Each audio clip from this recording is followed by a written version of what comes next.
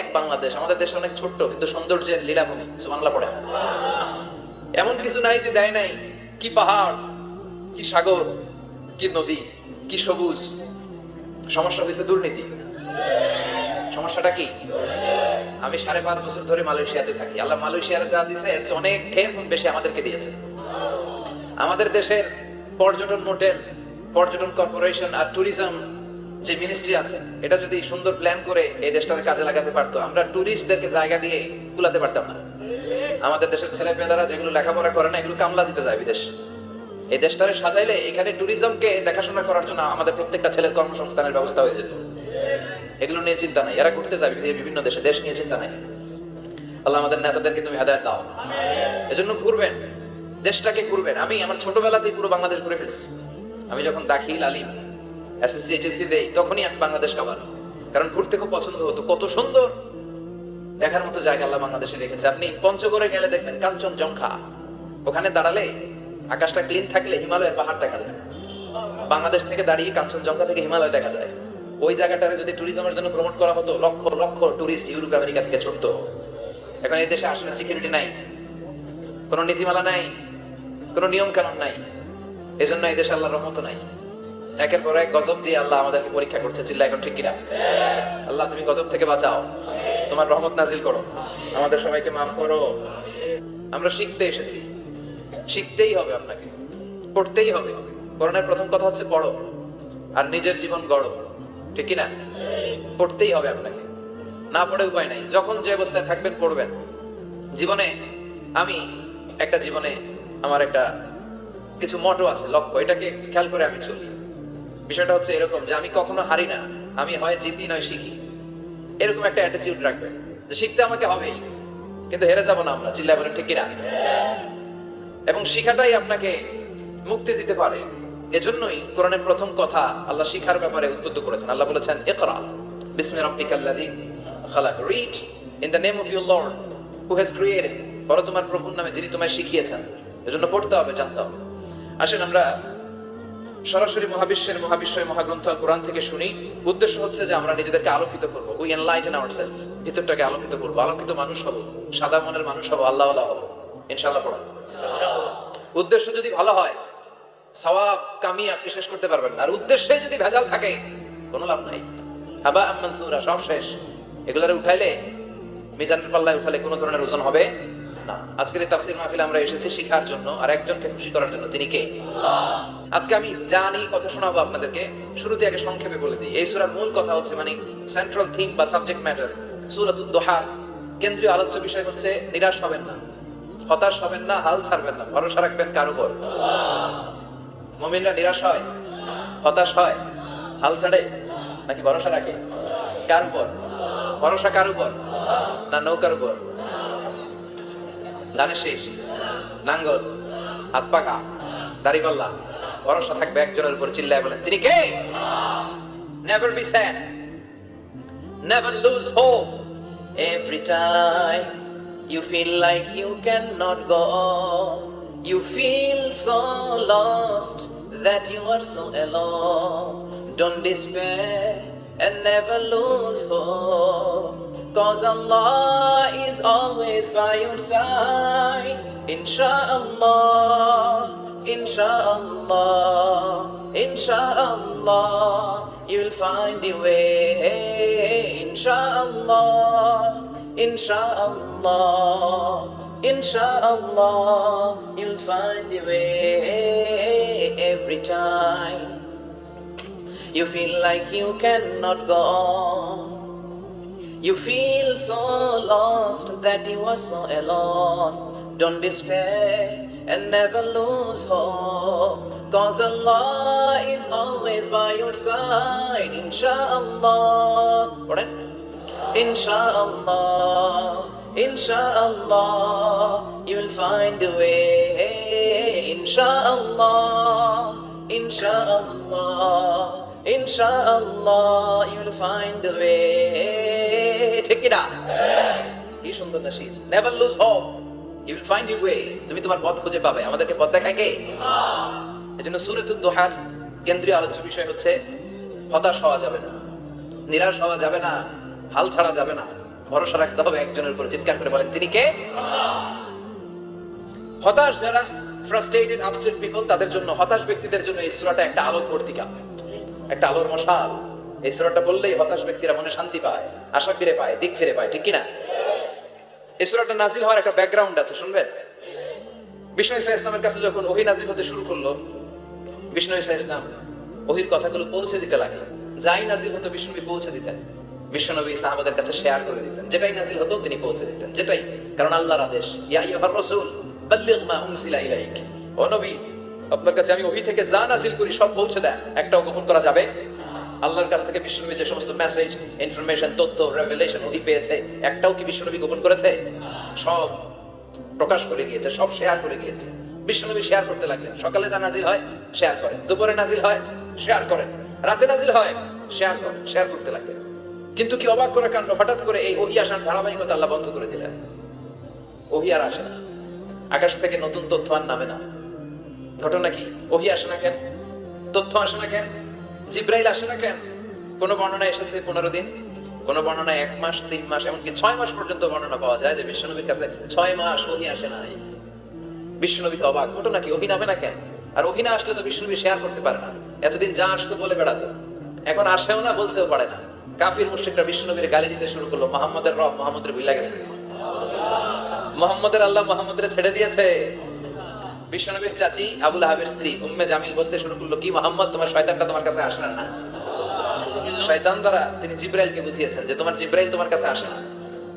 এভাবে সবাই গালমন্দ করতে শুরু করলো যে মুহাম্মদের আল্লাহ মুহাম্মদকে ভুলে গিয়েছে। বিষ্ণু ইসলাম নিজেও হতাশ হয়ে গেলেন, কি রে ওহী আসে না কেন? আমার কোনো ভুল হচ্ছে না তো? আমার কোনো অপরাধ হয়ে গেল না তো? আল্লাহ কি আমার উপর অসন্তুষ্ট হয়েছেন? আল্লাহ কি আসলেই আমার ভুলে গেছেন?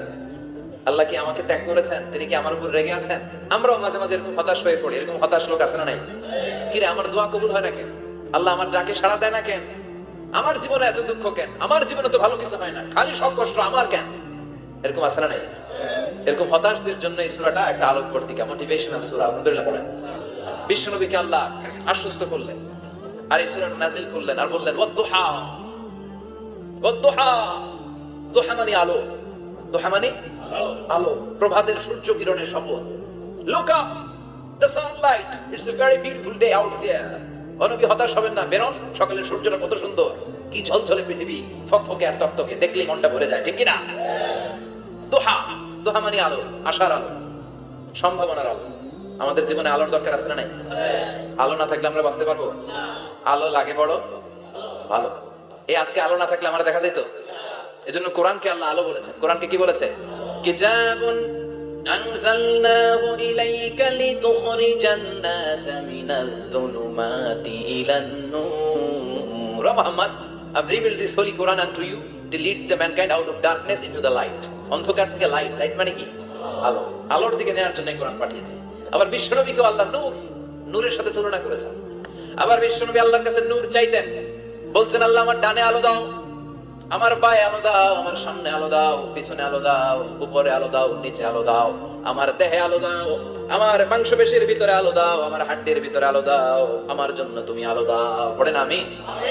এজন্য আলো ছাড়া বেঁচে থাকা অসম্ভব। আল্লাহ তাআলা আলোর নামে সূরা দিলেন, সূরাতুদ দুহা, প্রভাতের আলো, প্রভাতের সূর্য কিরণের শপথ, আলোর শপথ। সুবহানাল্লাহ পড়েন। এরপর আল্লাহ বললেন, ওয়াল-লাইলি ইযা সাজা, আলোর শপথ, সকাল বেলার সূর্য কিরণের শপথ। দ্বিতীয় আয়াতে আল্লাহ বললেন, রাত্রি বেলার শপথ, যখন রাত্রিটা নিঝুম হয়, নিস্তব্ধ, নিঝুম আর নিস্তব্ধ রাতের শপথ। তাহলে আল্লাহ আলোর কসম কাটলেন, তারপরে অন্ধকারের কসম কাটলেন, ঠিক কিনা? আলো দ্বারা মূলত আল্লাহ তাআলা ওহীর আগমনকে বুঝিয়েছে, আর অন্ধকার দ্বারা আল্লাহ তাআলা ওহীর অনুপস্থিতি বুঝিয়েছে। এটা দিয়ে আল্লাহ বুঝাতে চাইলেন, ও নবী, কাফির মুশরিকরা আপনারা গালি দেয়, ওরা বলে যে আমি আপনার ভুলে গেছি, আমি আপনারে ত্যাগ করেছি, আমি আপনার প্রতি অসন্তুষ্ট। না না, আমি ইচ্ছা করে ওহী পাঠাই না, কারণ সব সময় আলো থাকলে ভালো লাগে না, কিছু সময় অন্ধকারের দরকার আছে না নাই? বুঝে শুনে উত্তর দিন। 24 ঘন্টা আলো, 365 দিন খালি আলো, আলো, আরো আলো। যদি সূর্যের আলো সব সময় থাকে 365 দিন, ভালো লাগবে? রাতে ঘুমাবেন কেমন? আবার সব সময় ঘুটঘুটে অন্ধকার, আলো নাই, ভালো লাগে? ক্ষেত খামারে চাষ করা লাগবে না, বাজারে যাওয়া লাগবে না। তার মানে আলোরও দরকার আছে, অন্ধকারেরও দরকার আছে। এটা দিয়ে আল্লাহ বুঝাতে চাইলেন, নবী, ওহী নাজিল করার জন্য দরকার আছে, মাঝে মাঝে ওহী বন্ধ রাখা আপনার বিশ্রাম দেওয়ার দরকার আছে।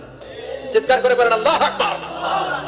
এজন্য আল্লাহ বললেন, ওয়াদ-দুহা, والليل إذا سجى ما ودعك ربك وما قلى وللآخرة خير لك من الأولى সুবহান আল্লাহ পড়েন। ও নবী, প্রভাতের সূর্য কিরণের শপথ,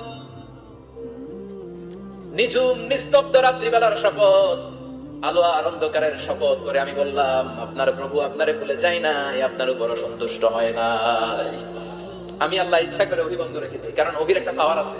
বারবার ওহী রিসিভ করলে আপনার স্নায়ু এটা সহ্য করতে পারবে না, আপনার দেহ এটারে বরদাস্ত করতে পারবে না। নবী, আমি আপনার প্রতি এত রহম দিল, এত ভালোবাসি, বারবার ওহী নিতে নিতে আপনার যে কষ্ট হয়, এই কষ্টটা আমার আল্লাহর সহ্য হয় না। এজন্য আমি আল্লাহ ইচ্ছা করে কিছুদিন ওহী বন্ধ রাখছি।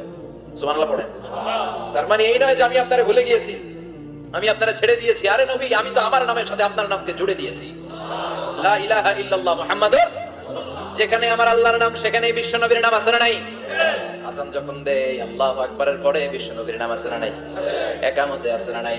আবার আল্লাহর জন্য যখন সালাত আদায় করি শেষ বৈঠকে বিশ্ব নবীর উপরে দুরূদ আছে না নাই? রাফা'না লাকা যিকরাক, ও নবী, আপনার নামকে আমি অনেক উপরে তুলে ধরেছি। আমার নাম যেখানে আপনার নাম ওইখানে, গোটা বিশ্বব্যাপী আপনার নাম ছড়ায় যাবে। ওরা আপনারে গালি দেয় কবি বলে, ওরা গালি দেয় গণক বলে, ওরা বলে আপনি আফতার, লেস কাটা। আসলে যারা আপনারে গালি দেয় ওরাই লেস কাটা। ওরা আপনারে বলে আপনি নির্বংশ, আপনার ছেলেগুলো বেঁচে নাই, মেয়ে বেঁচে আছে, আপনার নাম নেয়ার কেউ থাকবে না। ওই আবু জাহেল, উতবা, সাইবা, ওদের নাম নেয়ার কেউ থাকবে না। আপনি লেস কাটা নন, আপনি নির্বংশ নন। ইন্না শানিয়াকা, চিল্লায় বলেন ইন্না শানিয়াকা। যারা আপনারে গালি দেয়, যারা আপনারা নিয়ে কটু কথা বলে, ওরাই লেস কাটা, ওরাই নির্বংশ। ওদের বংশকে আমি আল্লাহই নির্বংশ করে ছাড়ি। চিল্লায় বলেন ঠিক কিনা? ও নবী, মা ওয়াদ্দাআকা রাব্বুকা ওয়া মা ক্বালা, আপনার রব আপনারে পরিত্যাগ করে নাই, আপনারে ভুলে যায় নাই, আপনারে ছেড়ে দেয় নাই। আপনার রব ইচ্ছা করেই ওহী নাযিল বন্ধ করে রেখেছে। আমি ইচ্ছা করে আপনারে প্রেসার দিতে চাই নাই গো নবী, কারণ ওহী রিসিভ করা অনেক কঠিন। এটা আস্তে আস্তে আপনি অভ্যস্ত হবেন। সুবহানাল্লাহ পড়েন। ওহীর একটা পাওয়ার আছে না নাই? আমরা তো কি মজায় মজায় কোরআন পাইছি। এই যে কি সুন্দর কোরআন নিয়ে বসে পড়ি, তাফসীর করি, কি মজার কোরআন। এই কোরআনটা রিসিভ করতে যে বিশ্বনবীর কত কষ্ট হয়েছে। এই কোরআনকে আল্লাহ বলেছেন এটা কাউলান সাকিলা, very heavy and weighty word, এটা অনেক ওজনওয়ালা কথা।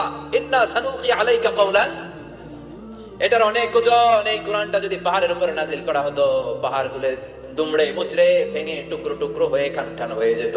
ঠিক কি না? এত কঠিন বানিয়ে এটা। ও নবী, আমি আলোর সাথে ওহীর মিল ঘটিয়েছি, আলো দিয়ে ওহীকে বুঝিয়েছি। সূর্যের যেমনি কিরণ আছে, তেজ আছে, এই ওহীরও একটা তেজ আছে। এই তেজ, এই কিরণ আপনি সবসময় সহ্য করতে পারবেন না। এজন্য আমি ইচ্ছা করে কিছুদিন ওহী নাজিল করা বন্ধ করে রেখেছি। সুবহানাল্লাহ পড়েন। ইচ্ছে করে আমি নাজিল করি নাই। সব সময় নাজিল হলে আপনার ভালো লাগতো না। বুখারীর বর্ণনা, আয়েশা বলতেন শীতের রাতে, কনকনে মাঘ মাসের শীতের রাতে যখন বিশ্বনবীর উপর কোরআনের আয়াত নাজিল হতো, বিশ্বনবী ঘেমে ঘেমে একাকার হয়ে যেতে।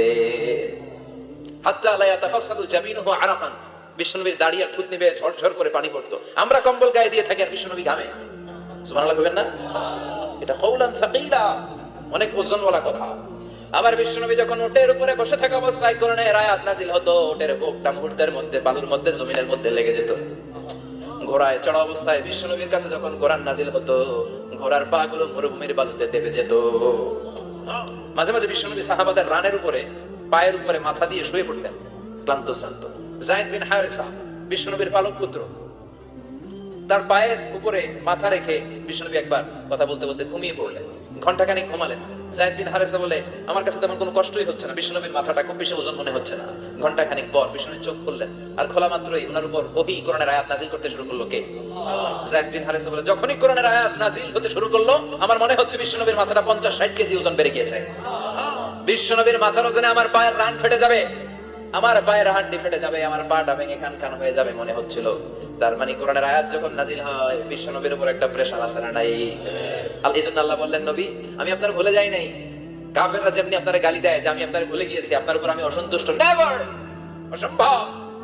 আমি আপনার উপর কখনো অসন্তুষ্ট নই, বরং আমি ইচ্ছা করি আপনার উপর থেকে প্রেসার কমিয়ে দেওয়ার জন্য কয়েকদিন ইচ্ছা করে আপনার ছুটিতে রাখছি। সুবহানাল্লাহ পড়েন, যাতে করে আবার এনার্জি গায়ে নেওয়ার পরে নতুন করে কোরআনের আয়াত রিসিভ করার জন্য আপনি সক্ষম হন। চিল্লায় পড়তে হবে আল্লাহু আকবার। এজন্য আল্লাহ বললেন, ওয়াদ-দুহা ওয়াল-লাইলি ইযা সাজা মা ওয়াদ্দা'আকা রাব্বুকা ওয়া মা ক্বালা ওয়ালাল-আখিরাতু খায়রুল লাকা মিনাল উলা। এরপর আল্লাহ বললেন, নবী ওয়ালাল আখিরাতু খায়রুল লাকা মিনাল উলা, and verily indeed the hereafter is far better for you than this dunya. এই দুনিয়ার চেয়ে আপনার জন্য আখিরাতটা অনেক দামি। খায়রুল লাকা মিনাল উলা, এই দুনিয়ার চেয়ে আখিরাতটা অনেক শ্রেষ্ঠ।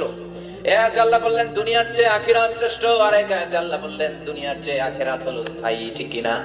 বাল তুফিরুনাল হায়াতাদ দুনিয়া ওয়াল আখিরাতু খায়রুন ওয়া আবকা।